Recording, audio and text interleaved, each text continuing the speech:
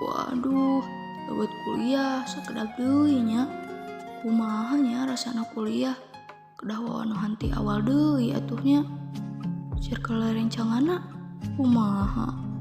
Mungkin abi gaduh kererencangan usah frekuensi teu nya. Aduh, tapi abi masuk insecure teu payun. Kedah harus kasaheula nya. Kalajan dan overthinking kieu. Eits, teu kedah bingung, teu kedah overthinking atuh. Urang cerita wae di PUSPA, Pusat Pengaduan PAMAS. Pusat Pengaduan PAMAS teh mangrupakeun hiji program KESMA anu diayahkeun di PAMAS.